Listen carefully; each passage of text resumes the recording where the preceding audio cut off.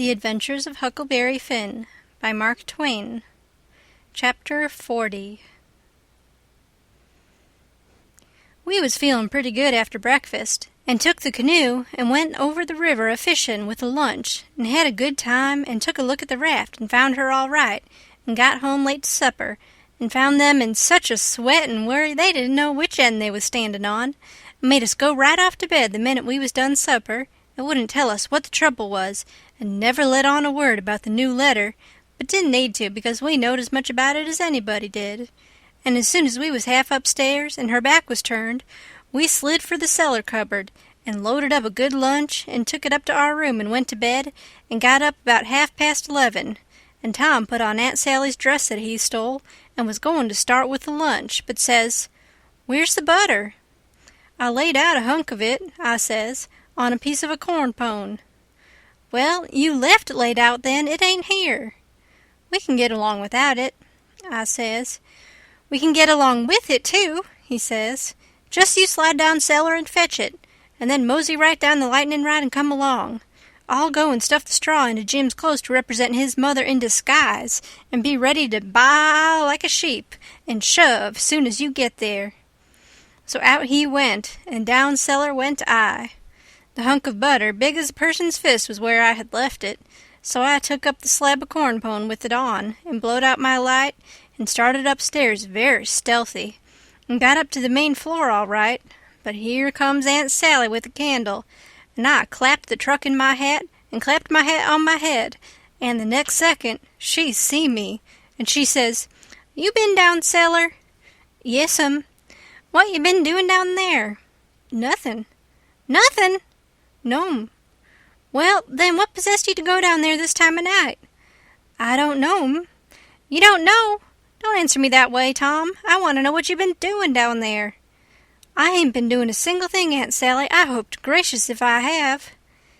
I reckon she'd let me go now, and as a general thing she would, but I suppose there were so many strange things going on she was just in a sweat about every little thing that warn't yardstick straight, so she says, very decided, "You just march into that settin' room and stay there till I come.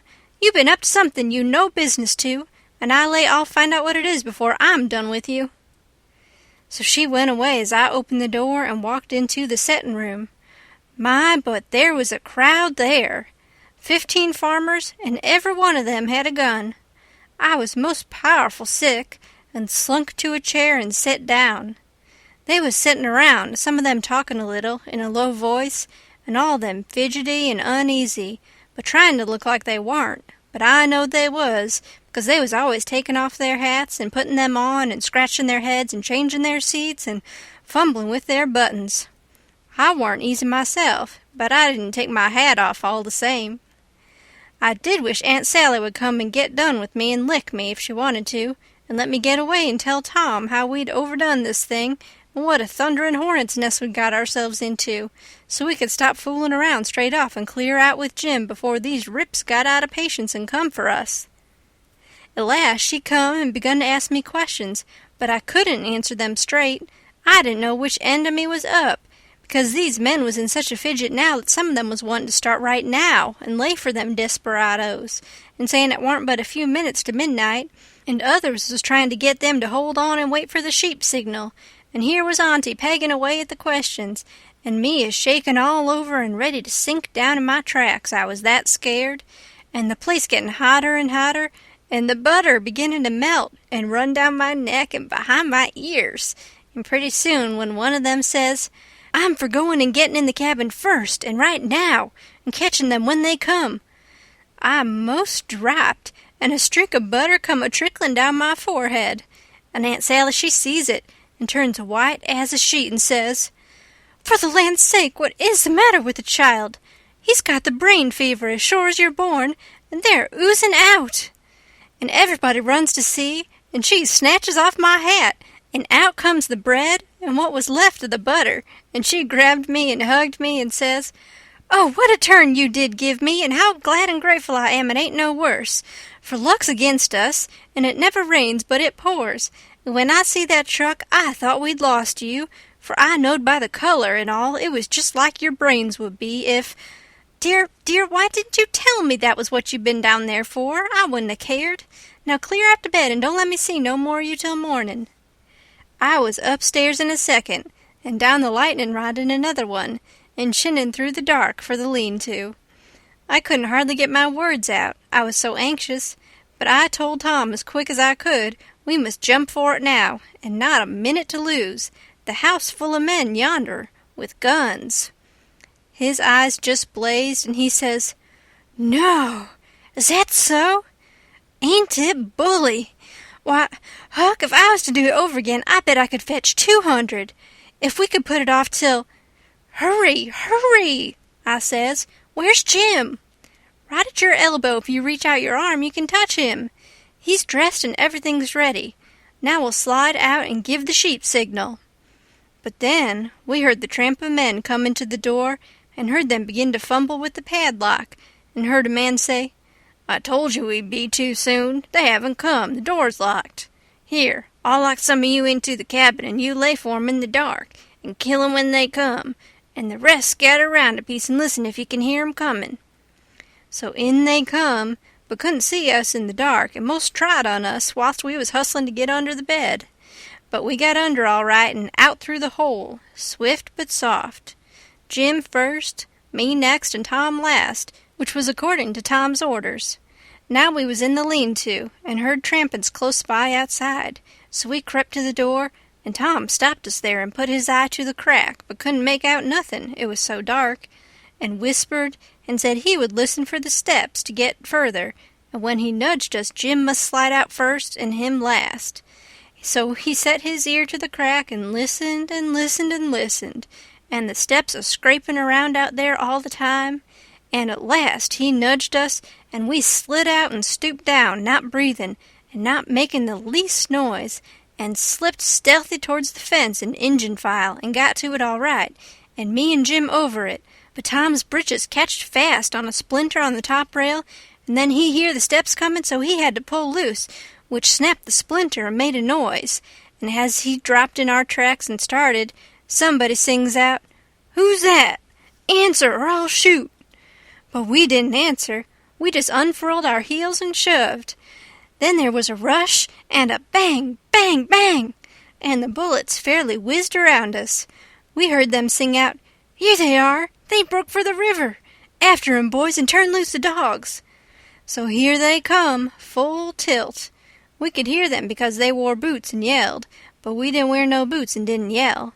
We was in the path to the mill, and when they got pretty close on to us we dodged into the bush and let them go by, and then dropped in behind them. They'd had all the dogs shut up so they wouldn't scare off the robbers, but by this time somebody had let them loose, and here they come, making pow-wow enough for 1,000,000, but they was our dogs, so we stopped in our tracks till they ketched up, and when they see it warn't nobody but us, and no excitement to offer them, they only just said howdy, and tore right ahead towards the shouting and clattering, and then we up steam again, and whizzed along after them till we was nearly to the mill, and then struck up through the bush to where my canoe was tied, and hopped in and pulled for dear life towards the middle of the river, but didn't make no more noise than we was obleeged to.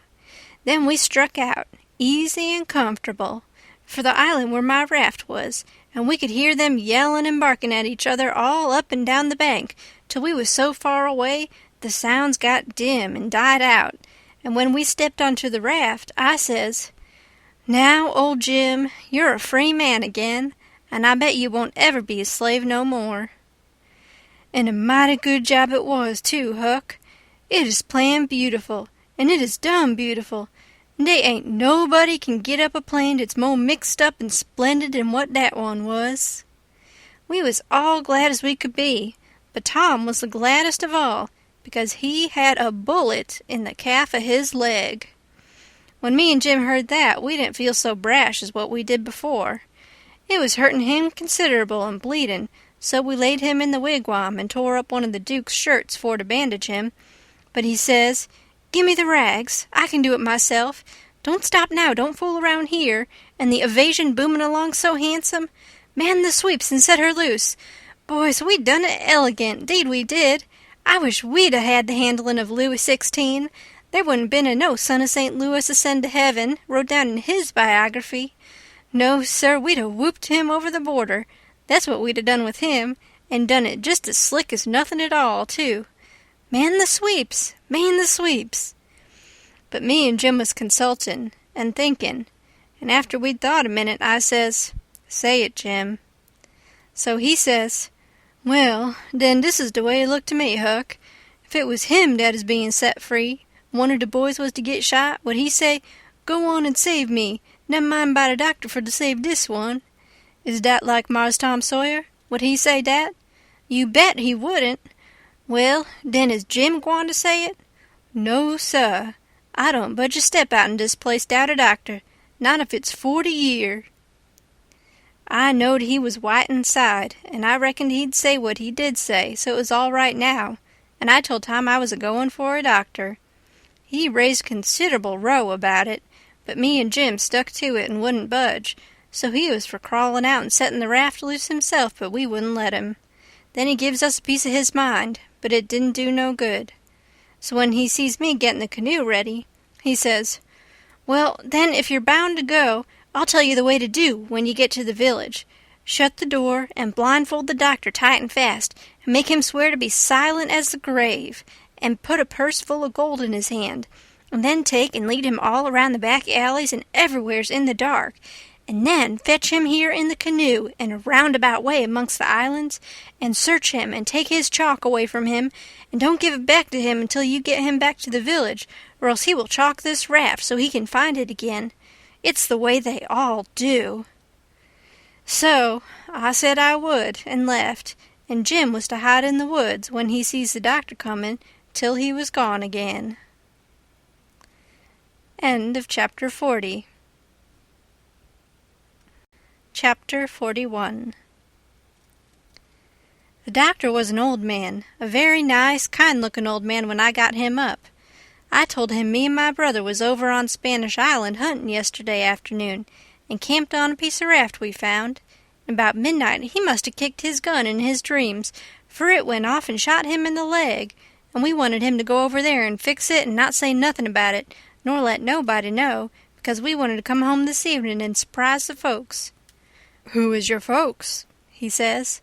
"The Phelpses, down yonder." "Oh," he says, and after a minute he says, "How'd you say he got shot?" "He had a dream," I says, "and it shot him." "Singular dream," he says. So he lit up his lantern and got his saddlebags and we started, but when he sees the canoe he didn't like the look of her, said she was big enough for one but didn't look pretty safe for two. I says, "Oh, you needn't be afeard, sir. She carried the three of us easy enough." "What three?" "Why, me and Sid and the guns. That's what I mean." "Oh," he says. But he put his foot on the gunwale and rocked her and shook his head and said he reckoned he'd look round for a bigger one, but they was all locked and chained. So he took my canoe and said for me to wait till he come back, or I could hunt around further, or maybe I better go down home and get them ready for the surprise if I wanted to. But I said I didn't, so I told him just how to find the raft, and then he started. I struck an idea pretty soon. I says to myself, "S'posen he can't fix that leg just in 3 shakes of a sheep's tail, as the sayin' is. S'posen it takes him 3 or 4 days. What are we going to do, lay around there till he lets the cat out of the bag? No, sir, I know what I'll do. I'll wait. When he comes back, if he says he's got to go any more, I'll get down there too, if I swim, and we'll take and tie him and keep him and shove out down the river, and when Tom's done with him, we'll give him what it's worth, or all we got, and then let him get ashore." So then I crept into a lumber pile to get some sleep, and next time I waked up the sun was away up over my head. I shot out and went for the doctor's house, but they told me he'd gone away in the night sometime or other and warn't back yet. Well, thinks I, that looks powerful bad for Tom, and I'll dig out for the island right off. So away I shoved, and turned the corner, and nearly rammed my head into Uncle Silas's stomach. He says, "Why, Tom, where you been all this time, you rascal?" "I hain't been nowheres," I says, "only just hunting for the runaway nigger, me and Sid." "Why, wherever did you go?" he says. "Your auntie's been mighty uneasy." she needn't,' I says, because we was all right. We followed the men and the dogs, but they outrun us and we lost them. But we thought we heard them on the water, so we got a canoe and took out after them and crossed over, but couldn't find nothing of them, so we cruised along up shore till we got kind of tired and beat out, and tied up the canoe and went to sleep and never waked up till about an hour ago. Then we paddled over here to hear the news, and Sid's at the post office to see what he can hear, and I'm a branching out to get something to eat for us, and then we're going home.' So then we went to the post office to get Sid, but just as I suspicioned he weren't there. So the old man he got a letter out of the office, and we waited a while longer, but Sid didn't come. So the old man said, 'Come along, let Sid foot it home, or canoe it, when he got done fooling around, but we would ride.' I couldn't get him to let me stay and wait for Sid, and he said there warn't no use in it, and I must come along, and let Aunt Sally see we was all right. When we got home, Aunt Sally was that glad to see me she laughed and cried both, and hugged me and give me one of them lickings of hern that don't amount to shucks, and said she'd serve Sid the same when he come. And the place was plumb full of farmers and farmers' wives to dinner, and such another clack a body never heard. Old Mrs. Hotchkiss was the worst. Her tongue was a-going all the time. She says, 'Well, Sister Phelps, I've ransacked that 'ere cabin over, and I believe the nigger was crazy.' I says to Sister Damrell, 'Didn't I, Sister Damrell?' Says I, 'He's crazy,' says I. Them's the very words I said. You all hearin' me. 'He's crazy,' says I. 'Everything shows it,' says I. 'Look at that 'ere grindstone,' says I. 'Want to tell me to any creature in his right mind's going to scrabble all them crazy things onto a grindstone,' says I. 'Here such and such in person busted his heart, and here and so pegged along for 37 year, and all that. Natural son of Lewis, somebody, and such everlasting rubbish. He's plumb crazy,' says I. 'That's what I says in the first place. It's what I says in the middle, and it's what I says last and all the time. The nigger's crazy. Crazy's Nebuchadnezzar,' says I." "And look at that 'ere ladder, made out in rags, Sister Hotchkiss," said old Mrs. Damrell. "What in the name of goodness could he ever want of—" "The very words I was a-saying, no longer in this minute, to Sister Utterback, and she'll tell you so herself. Says she, 'Look at that 'ere rag ladder,' says she, and says I, 'Yes, look at it,' says I. 'What could he have wanted of it,' says I. She, Sister Hotchkiss, she, but how in the nation they'd ever git that grindstone in there, anyway? And who dug that 'ere hole? And who—" "My very words, Brer Penrod, I was a-sayin', pass that 'ere sasser and molasses, won't ye? I was a-sayin' to Sister Dunlap just this minute, how did they get that grindstone in there, says I? Without help, mind you, without help.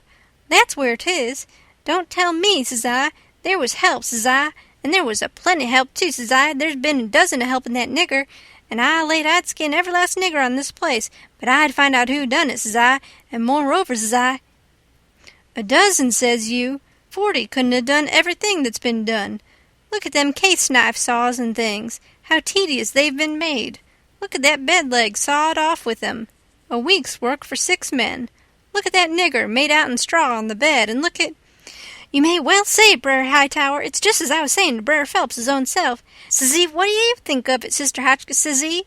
'Think of what, Brer Phelps?' says I. 'Think of that bed leg sawed off that-a-way,' says he. 'Think of it,' says I. 'I lay I never sawed itself off,' says I. 'Somebody sawed it,' says I. 'That's my opinion, take it or leave it. It mayn't be no count,' says I, 'but such as it is, it's my opinion,' says I. 'And if anybody can start a better one,' says I, 'let him do it,' says I, 'that's all.' I says to Sister Dunlap, says I, 'Well, dog my cats. They must have been a house full of niggers in there every night for 4 weeks to have done all that work, Sister Phelps. Look at that shirt. Every last inch of it covered over with secret African writing done with blood. Must have been a raft of 'em at it right along, all the time a'most. Why, I'd give $2 to have it read to me. And as for the niggers that wrote it, I allow I'd take and lash 'em till—" "People to help him, Brother Marples? Well, I reckon you'd think so if you'd been in this house for a while back. Why, they've stole everything they could lay their hands on, and we a-watching all the time, mind you. They stole that shirt right off of the line. And as for that sheet they made the rag ladder out of, there ain't no telling how many times they didn't steal that. And flour and candles and candlesticks and spoons and the old warming pan, and most 1,000 things that I disremember now, and my new calico dress, and me and Silas and my Sid and Tom on the constant watch, day and night, as I was a-telling you, and not a one of us could catch hide nor hair, nor sight nor sound of them. And here at the last minute, lo and behold you, they slides right in under our noses and fools us. Not only fools us, but the Injun Territory robbers, too, and actually gets away with that nigger safe and sound, and with that 16 men and 22 dogs right on their very heels at that very time. I tell you, it just bangs anything I ever heard of. Why, spirits couldn't have done it better and been no smarter, and I reckon they must have been spirits, because you know our dogs, and there ain't no better. Well, them dogs never even got on the track of 'em once. You explain that to me if you can, any of you. Well, it does beat. Laws alive, I never. So help me, I wouldn't be house thieves as well as... Goodness gracious sakes, I'd have been afeard to live in such a... Afraid to live? Why, I was that scared I dasn't hardly go to bed, or get up, or lay down, or sit down, Sister Ridgway. Why, they'd steal the very... Why, goodness sakes, you can guess what kind of a fluster I was in by the time midnight come last night. I hope to gracious if I weren't afraid they'd steal some of the family. I was just to that pass I didn't have no reasoning faculties no more. It looks foolish enough now in the daytime, but I says to myself, there's my 2 poor boys asleep way upstairs in that lonesome room, and I declare to goodness I was that uneasy that I crept up there and locked 'em in, I did. And anybody would, because, you know, when you get scared that way, and it keeps running on and getting worse and worse all the time, and your wits get to addling, and you get to doing all sorts of wild things, and by you think to yourself, supposing I was a boy, and was away up here, and the door ain't locked, and you...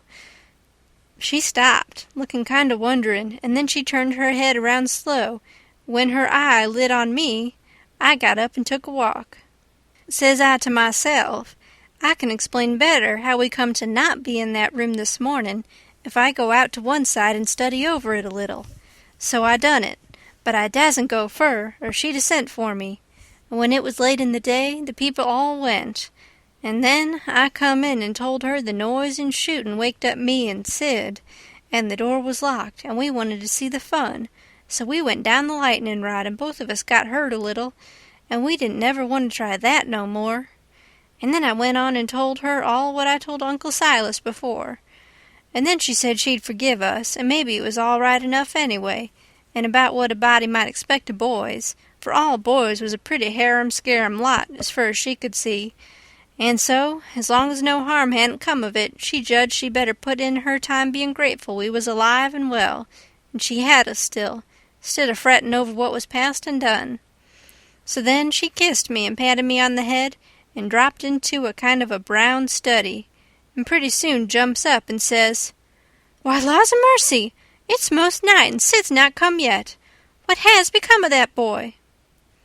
I see my chance, so I skips up and says, I'll run right up to town and get him, I says.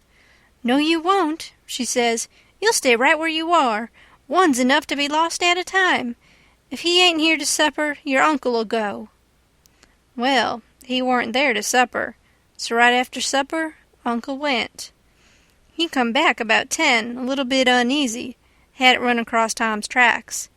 Aunt Sally was a good deal uneasy, but Uncle Silas, he said there warn't no occasion to be. Boys will be boys, he said, and you'll see this one turn up in the morning all sound and right.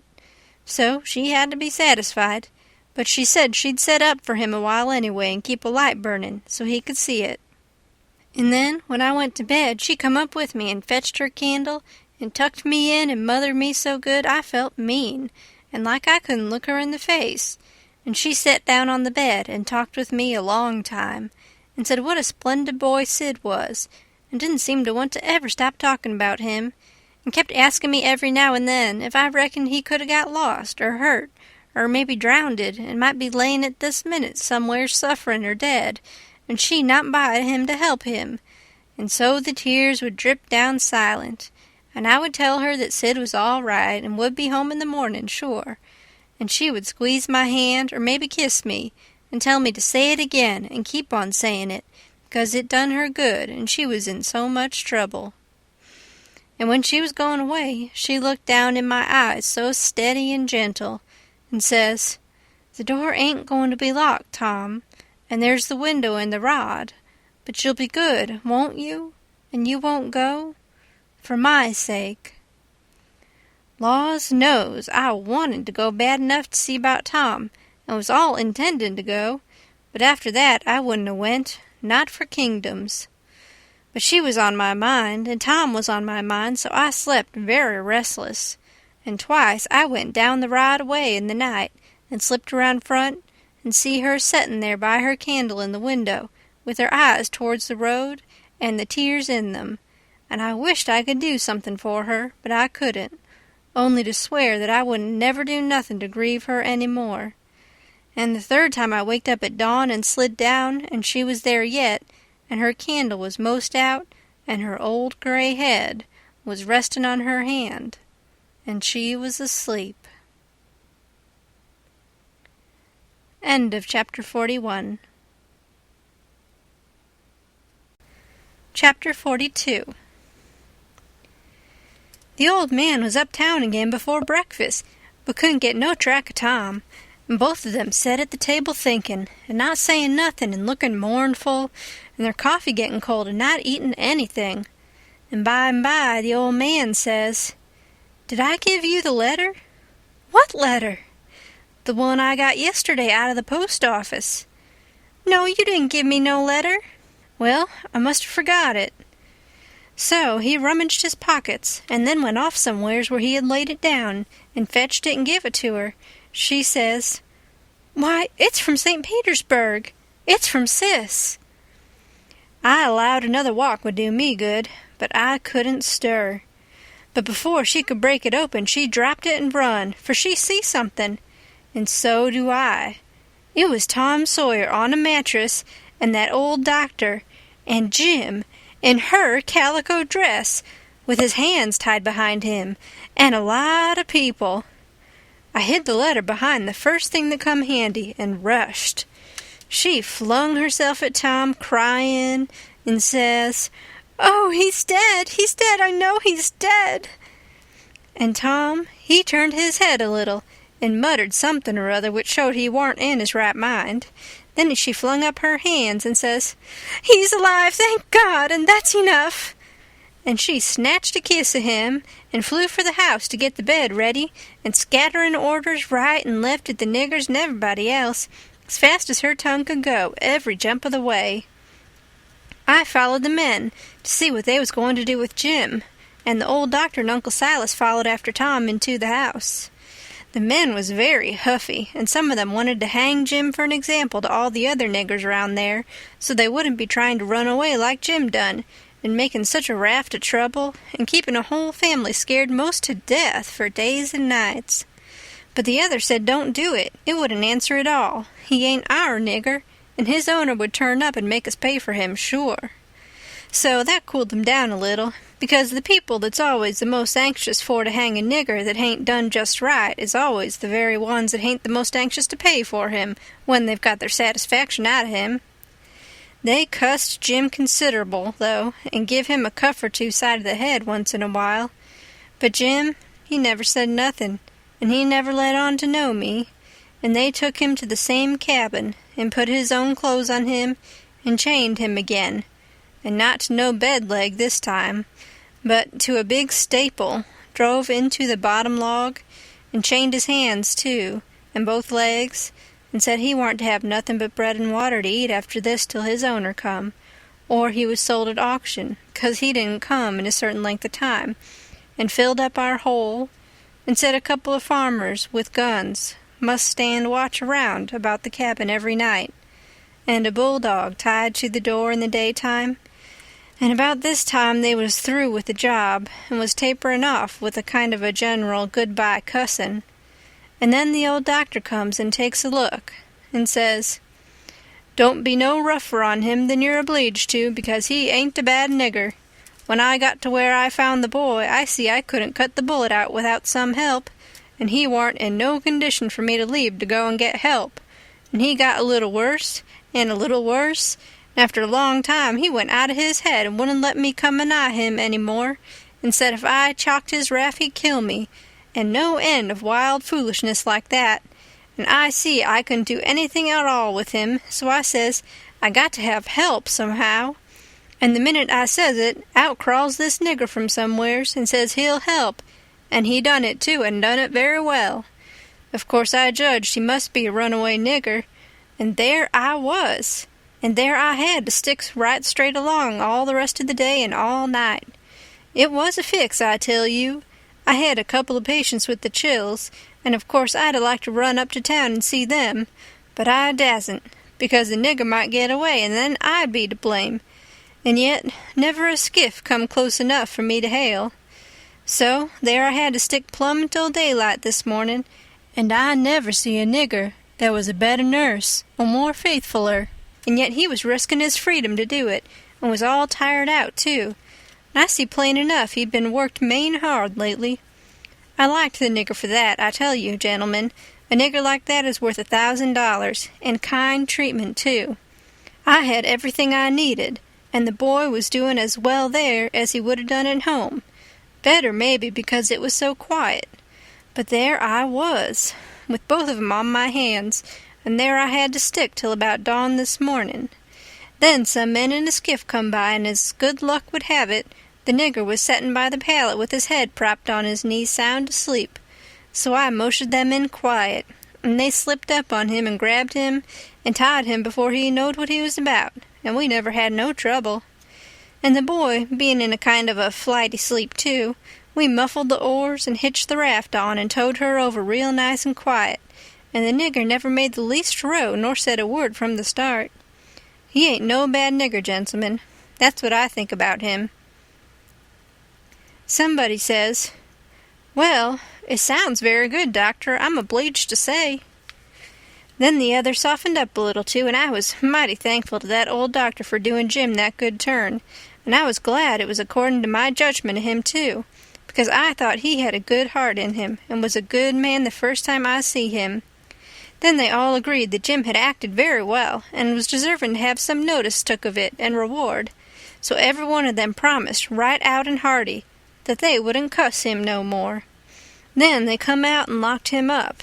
I hoped they was going to say he could have one or two of the chains took off, because they was rotten heavy, or could have meat and greens with his bread and water, but they didn't think of it, and I reckoned it warn't best for me to mix in. But I judged I'd get the doctor's yarn to Aunt Sally somehow or other as soon as I got through the breakers that was laying just ahead of me. Explanations, I mean, of how I forgot to mention about Sid being shot, when I was telling how him and me put in that dratted night paddling around, hunting the runaway nigger. But I had plenty time. Aunt Sally, she stuck to the sick room all day and all night, and every time I see Uncle Silas mooning around, I dodged him. Next morning, I heard Tom was a good deal better, and they said Aunt Sally was gone to get a nap. So I slips to the sick room, and if I found him awake, I reckon we could put up a yarn for the family that would wash. But he was sleeping, and sleeping very peaceful too, and pale, not fire-faced the way he was when he come. So I set down and laid for him to wake. In about half an hour Aunt Sally comes gliding in, and there I was, up a stump again. She motioned me to be still, and set down by me, and begun to whisper, and said we could all be joyful now, because all the symptoms was first rate, and he'd been sleeping like that for ever so long, and looking better and peacefuller all the time, and 10 to 1 he'd wake up in his right mind. So we set there watching, and by he stirs a bit, and opened his eyes very natural, and takes a look and says, "Hello, why, I'm at home. How's that? Where's the raft?" "It's all right," I says. "And Jim?" "The same," I says, but couldn't say it pretty brash. But he never noticed, but says, "Good, splendid. Now we're all right and safe. Did you tell Auntie?" I was going to say yes, but she chipped in and says, "About what, Sid?" "Why, about the way the whole thing was done." "What whole thing?" "Why, the whole thing. There ain't but one. How we set the runaway nigger free, me and Tom." "Good land! Set the run... What is the child talking about? Dear, dear, out of his head again." "No, I ain't out of my head. I know all what I'm talking about. We did set him free, me and Tom. We laid out to do it, and we done it. And we done it elegant, too. He'd got a start, and she never checked him up, just set and stared and let him clip along, and I see it warn't no use for me to put in. Why, Auntie, it cost us a power o' work, weeks of it, hours and hours every night whilst you was all asleep, and we had to steal candles and the sheet and the shirt and your dress and spoons and tin plates and case knives and the warming pan and the grindstone and flour and just no end of things, and you can't think what work it was to make the saws and pens and inscriptions and one thing or another, and you can't think half the fun it was. And we had to make up the pictures of coffins and things, and anonymous letters from the robbers, and get up and down the lightning rod and dig the hole into the cabin, and made the rope ladder, and send it in cooked up in a pie, and send in spoons and things to work with in your apron pocket. Mercy sakes! And load up the cabin with rats and snakes and so on for company for Jim.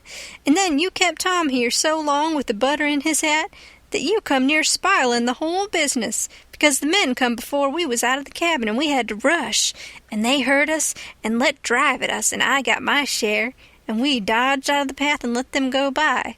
And when the dogs come they weren't interested in us, but went for the most noise, and we got our canoe and made for the raft, and was all safe, and Jim was a free man, and we done it all by ourselves, and wasn't it bully, Auntie? Well, I never heard the likes of it in all my born days. So it was you little rapscallions, that's been making all this trouble, and turned everybody's wits clean inside out and scared us all most to death. I've as good a notion as ever I had in my life to take it out of you this very minute. To think, here I've been, night after night, you just get well once, you young scamp, and I lay all tan the old Harry out of both of ye. But Tom, he was so proud and joyful, he just couldn't hold in, and his tongue just went it, she a-chipping in and spitting fire all along, and both of them going it at once, like a cat convention. And she says, Well, you get all the enjoyment you can out of it now, for mind, I tell you, if I catch you meddling with him again. Meddling with who? Tom says, dropping his smile and looking surprised. With who? Why, the runaway nigger, of course, who'd you reckon?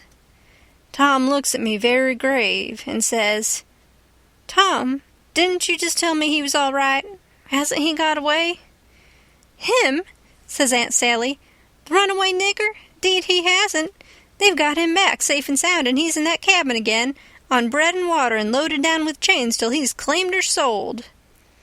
Tom rose square up in bed with his eye hot and his nostrils opening and shutting like gills, and sings out to me, They ain't no right to shut him up. Shove, and don't you lose a minute. Turn him loose. He ain't no slave. He's free as any creature that walks this earth. What does the child mean? I mean every word I say, Aunt Sally, and if somebody don't go, I'll go. I've known him all his life, and so has Tom there. Old Miss Watson died 2 months ago, and she was ashamed she ever was going to sell him down the river, and said so, and she set him free in her will. Then what on earth did you want to set him free for, seeing he was already free? Well, that is a question, I must say, and just like women. Why, I wanted the adventure of it, and I'd have waded neck-deep in blood to— Goodness alive! Aunt Polly!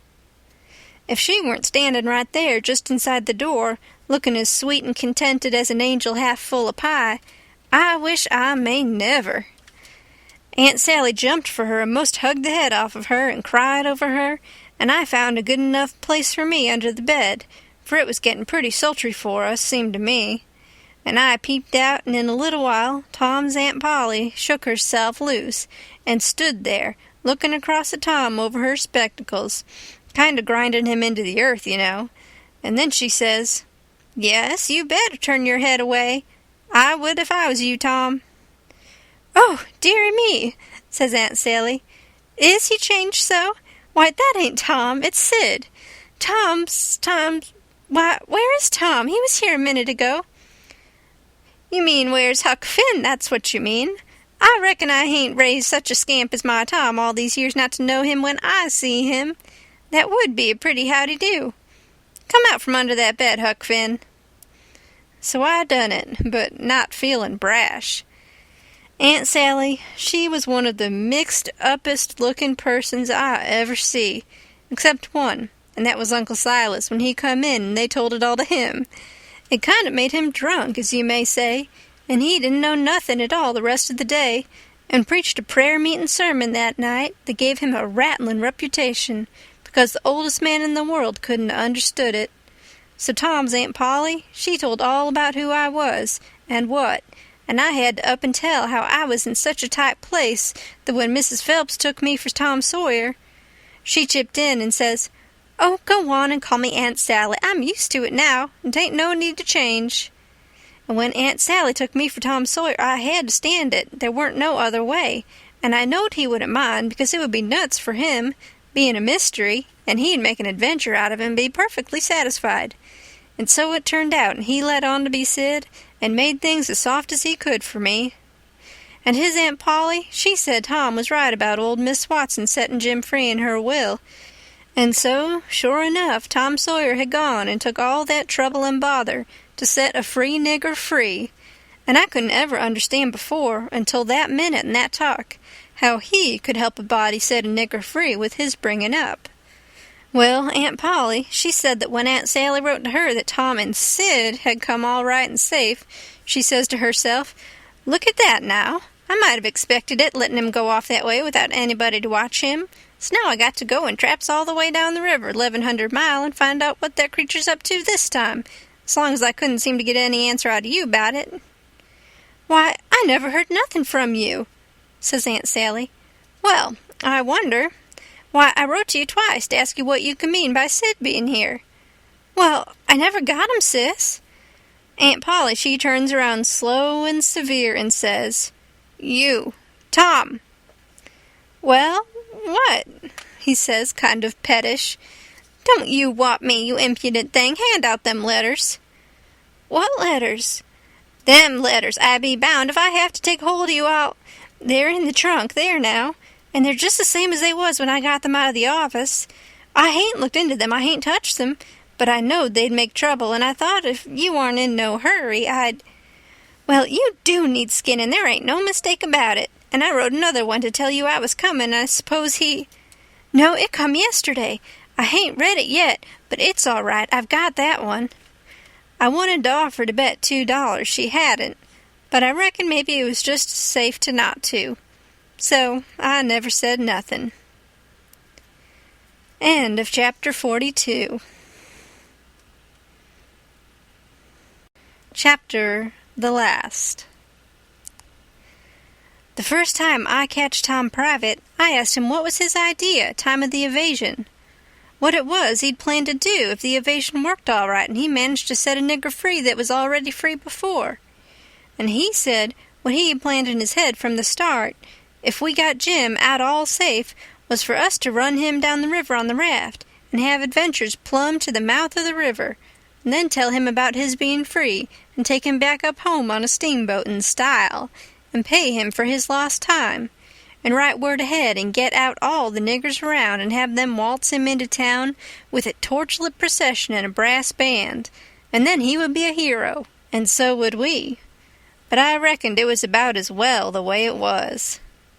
We had Jim out of the chains in no time, and when Aunt Polly and Uncle Silas and Aunt Sally found out how good he helped the doctor-nurse Tom, they made a heap of fuss over him and fixed him up prime and give him all he wanted to eat and a good time and nothing to do. And we had him up to the sick room and had a high talk, and Tom give Jim $40 for being prisoner for us so patient and doing it up so good. And Jim was pleased most to death, and busted out and says, "There now, Huck, what'd I tell you? What'd I tell you up there on Jackson Island? I told you I got a hairy breast, and what's the sign in it, and I told you I been rich once and gwine to be rich again, and it's come true, and here she is. There now, don't talk to me. Signs is signs, mind I tell you, and I know just as well as I's gwine to be rich again as I's a-standing here this minute." And then Tom, he talked along and says, "Let's all three slide out of here one of these nights and get an outfit and go for howling adventures amongst the Injuns over in the territory for a couple of weeks or two."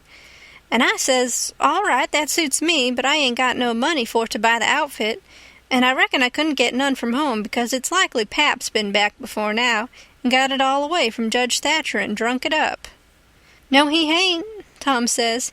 "It's all there yet, $6,000 and more, and your Pap hain't ever been back since. Hadn't when I come away, anyhow." Jim says, kind of solemn, "He ain't a-comin' back no mo', Huck." I says, "Why, Jim?" "Nev' mind why, Huck, but he ain't comin' back no mo'." But I kept at him, so at last he says, "Don't you 'member de house dat was floatin' down de river, and dey was a man in dere, covered up, and when I went in and uncovered him and didn't let you come in? Well, den you can get your money when you wants it, 'cause dat was him." Tom's most well now, and got his bullet around his neck on a watch-guard for a watch, and is always seeing what time it is. And so there ain't nothing more to write about, and I am rotten glad of it, because if I'd knowed what a trouble it was to make a book, I wouldn't have tackled it, and ain't a-going to no more. But I reckon I got to light out for the territory ahead of the rest, because Aunt Sally, she's going to adopt me and civilize me, and I can't stand it. I've been there before. The end. Yours truly, Huck Finn. End of chapter the last, and end of the Adventures of Huckleberry Finn by Mark Twain.